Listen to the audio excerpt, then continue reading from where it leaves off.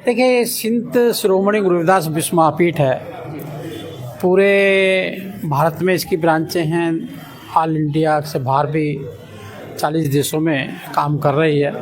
संत गुरु रविदास जी की वाणी है, ऐसा चाहूँ राज में मिले सभी को अन्न, छोट बड़े सब बसे रविदास रहे प्रसन्न। मतलब ये है कि छुआछूत हटनी चाहिए, धर्म परिवर्तन रुकना चाहिए और ऐसा शासन होना चाहिए कोई भूखा ना रहे। और अमीर हो गरीब हो अछूत हो कोई भी हो, कोई अनटचेबिलिटी हो, सब साथ साथ रहना चाहिए। इस वाणी को लेकर हम बराबर पूरे देश में हमारी पीठ इसमें काम कर रही है। डॉक्टर अम्बेडकर जी के विचार, वर्तमान सरकार की योजनाएं, वर्तमान सरकार के जो कार्य हैं उनको ही बताते हैं। और सबसे पहले हम इनको एजुकेटेड करते हैं कि भाई जो सरकार है हमारी सरकार है, इस सरकार के लाभ लेना हमारा फ़र्ज है, उनको लेना चाहिए। और उसमें हम काफ़ी सफल भी हुए हैं। ये निस्वार्थ हमारी संस्था काम करती है और ये हमारी सुरजीत जी इसके राष्ट्रीय अध्यक्ष हैं, आत्माराम जी महामंत्री हैं। सभी मिलकर गुरु जी के काम को आगे बढ़ा रहे हैं। और जो मोदी जी का सपना है श्रेष्ठ भारत, गुरुओं का भारत और ऐसा भारत जिस पे आप वैभवशाली महसूस कर सकते हो, वो सब संत गुरु रविदास जी के विचारों से निकल कर आता है। मन चंगा तो कटौती में गंगा। आने वाले दिनों में असम के लिए आपकी क्या पोजीशन होगी? आसाम में हमने सबने कहा है कि संत रविदास जी धर्म परिवर्तन के अगेंस्ट लड़े हैं, लेकिन यहाँ पे विपक्षी दल इस प्रकार से डेमोग्राफी ख़राब कर रहा है। धर्म परिवर्तन की घटनाएं घट रही हैं, तुष्टीकरण की घटनाएं बढ़ रही हैं। इन सबको संत गुरु रविदास जी की वाणी को जन जन तक पहुँचाकर गुरु के रास्ते पे चलने का हम एक प्रेरणा देंगे। और यहाँ पे आसाम में भारतीय जनता पार्टी की सरकार बने। और सरकार से भी हमने, प्रधानमंत्री जी ने भी हर साल रविदास जी के चरणों में नमन करते हैं। और उनका 650वां साल चल रहा है। 650वें साल को पूरे साल हम बनाने वाले हैं। अब से हम प्रोग्राम बनाएंगे।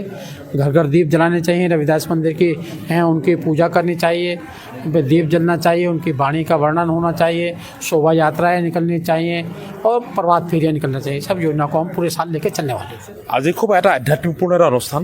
ইয়াতে আমাৰ ভাৰতীয় জনতা পাৰ্টিৰ ৰাষ্ট্ৰীয় সাধাৰণ সম্পাদক দুষ্যন্ত গৌতমজী এই অনুষ্ঠানটোৰ তেখেতে আন্তঃৰাষ্ট্ৰীয় সভাপতি আৰু তেখেতে খুব সুন্দৰকৈ আজি অসমৰ বিভিন্ন প্ৰান্তৰ পৰা এই গুৰুজনাৰ তেখেতৰ যিখিনি ভক্ত আহিছিলে।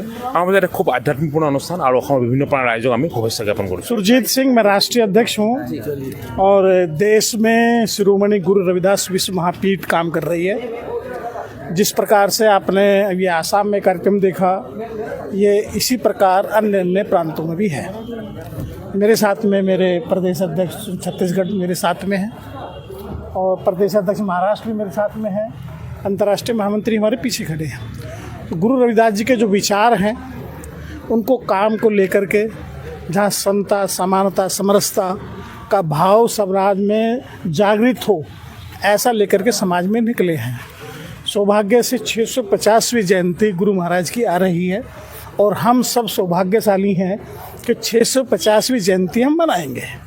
इसी 650वीं जयंती को लेकर के आसाम के हर ज़िले में कार्यक्रम होंगे और हर ज़िले में के बाद एक बड़ा कार्यक्रम, जैसा आपने ये देखा, इससे 10 गुना सा 20 गुना कार्यक्रम, एक बड़ा कार्यक्रम 2027 में होगा।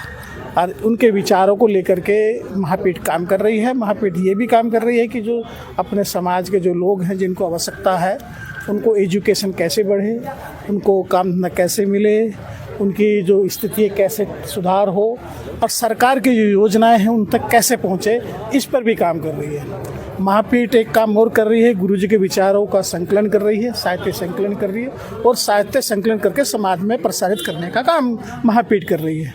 ऐसा ही गुरु रविदास जी को मानने वालों का एक ये बड़ा संगठन है। अब मुझे लगता है कि ये मैं कहूँ कि जो सब विश्व में सबसे बड़ी जाति है रविदास समाज की, और उसमें सबसे बड़ा संगठन शिरोमणि गुरु रविदास विश्व महापीठ है। अंतर्राष्ट्रीय अध्यक्ष आपने देखा ही आप उनको, वो विश्व की सबसे बड़ी पार्टी के राष्ट्रीय महामंत्री हैं, वो हमारे अध्यक्ष हैं। और मेरे पास ये न राष्ट्र का काम है, ऐसे हमारे पास हर प्रांत के अध्यक्ष हैं, मंत्री हैं उसमें। इसी प्रकार से हमारी हज़ारों लोगों की टीम समाज में काम करती है। বিশেষকৈ শিৰোমণি গুৰু ৰবিদাস বিশ্ব মহাপীঠ অসম প্ৰদেশৰ উদ্যোগত পোনপ্ৰথমবাৰৰ বাবে আমি এই কাৰ্যক্ৰম আয়োজন কৰিছিলোঁ। এই অনুষ্ঠানত আমাৰ অসমৰ 35খন জিলাৰ লোক আহি আমাৰ অনুষ্ঠানত অংশগ্ৰহণ কৰিছে আৰু আমাৰ এটাই উদ্দেশ্য যে শিৰোমণি গুৰু ৰবিদাসজীয়ে কৈছিলে যে প্ৰতিটো জাতি জনগোষ্ঠী আমি এক।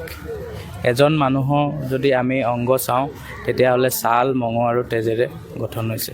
গতিকে নিজজন যেনেধৰণে গঠন হৈছে উচ্চজনো তেনেধৰণে গঠন হৈছে।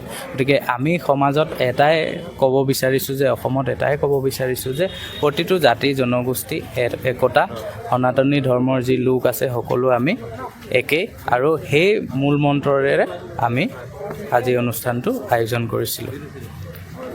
আজি কোন কোন উপস্থিত? আজি আমাৰ অনুষ্ঠানত উপস্থিত আছিলে ভাৰতীয় জনতা পাৰ্টীৰ ৰাষ্ট্ৰীয় সাধাৰণ সম্পাদক তথা শিৰোমণি গুৰু ৰবিদাস বিশ্ব মহাপীঠৰ আন্তঃৰাষ্ট্ৰীয় সভাপতি শ্ৰীযুত দুষণ কুমাৰ গৌতমজী। উপস্থিত আছিলে গুজৰাটৰ কেইবাবাৰো কেবিনেট মন্ত্ৰী আত্মৰাম পৰমাজী, তেওঁ হৈছে আমাৰ আন্তঃৰাষ্ট্ৰীয় সাধাৰণ সম্পাদক। উপস্থিত আছিলে ৰাষ্ট্ৰীয় সভাপতি সুৰজিত কুমাৰজী। পুৱাই উপস্থিত হৈছিলে আমাৰ ভাৰতীয় জনতা পাৰ্টীৰ সন্মানীয় ৰাজ্যিক সভাপতি তথা দৰং ওদালগুৰিৰ সন্মানীয় সাংসদ দিলীপ শইকীয়া ডাঙৰীয়া আৰু বহুকেইজন বিভিন্ন ৰাজ্যৰ মন্ত্ৰীগণ আমাৰ মাজত উপস্থিত হৈছিলে। আমাৰ ৰাজ্যিকৰ সমূহ বিষয়ববীয়া আৰু জিলা বিষয়ববীয়া লগতে বিভিন্ন জিলাৰ যুৱক যুৱতীসকল আমাৰ অনুষ্ঠানত উপস্থিত আছে। আজি অনুষ্ঠানটো মোৰ আহি বৰ ভাল লাগিছে আৰু মোৰ ভাইটি ভৱেন্দ্ৰ দাস তেখেতে বহুত কষ্ট কৰিছে। এতিয়া আগৰ পৰাই মোক কৈছিলে আৰু মোষ্ট প্ৰবেবলি এই অৰ্গেনাইজেশ্যনটোৰ মই আচলতে কালচাৰেল কনভেনৰো মই হয় আৰু বিশেষকৈ মই বাহিৰত থাকিলেও কিন্তু এটা মিছা অপপ্ৰচাৰ চলাইছে যে মই বাহিৰত থাকোঁ বুলি। একচুৱেলি মই বাহিৰত থাকোঁ কিন্তু হিয়া দেহে মনে প্ৰাণে মই অসমতেই থাকোঁ আৰু বাহিৰত থাকি অসমৰ কামেই কৰি আছোঁ মই। আৰু যোৱা এমাহ ধৰি ইমান কষ্টে মোৰ দিনবোৰ গৈ আছে। কাৰণটো হ'ল কি মই কণ্টিনিউ শ্বিডিউল অলপ টাইট চলি আছে। তাৰ মাজেৰে এই অনুষ্ঠানটো যেতিয়া পাতাৰ পৰা তেওঁ নিমন্ত্ৰণ জনাইছোঁ অহাৰ কাৰণে আৰু মই জাষ্ট আহি পাইছোঁ। আহি পাই মোৰ ভাল লাগিলে আৰু এখন সমাজৰ লগতে মই জড়িত হ'ম নতুনকৈ। জড়িত হোৱাৰ পাছতে এই সমাজলৈ মোৰ মৰম আগবঢ়াম আৰু এই বিশ্বত শান্তি বিয়পক সেয়ে বিচাৰোঁ। আৰু যিহেতু সমাজ এখনৰ লগত মই নতুনকৈ জড়িত হ'ম, এই সমাজৰ মানুহে জড়িত হৈ থাকিম আৰু মই আশা কৰোঁ এইখন সমাজে আমাৰ অসমতে ভাল ভাল কাম কৰি যাব আৰু একত্ৰিত অসম গঢ়ি উঠিব আগন্তুক দিনতে। এটি গীত মই কি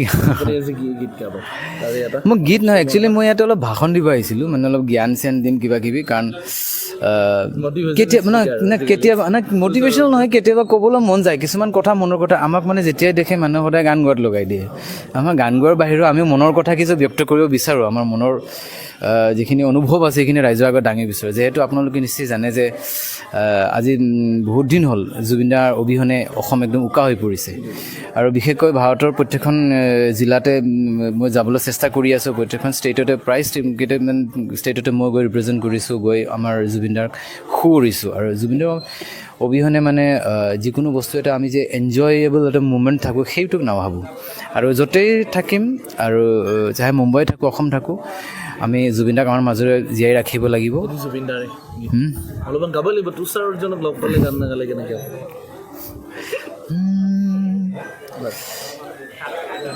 মনত নিজান জোনাক আছিলে তোমাৰ মৰম সুবাসানি লৈ হঠাতে শুকালে পোহৰৰ ফুলনি নীলিমাৰ মাজতো নাথাকা যে তুমি নাহিবা বেদনা হৈ বুকু ভৰা।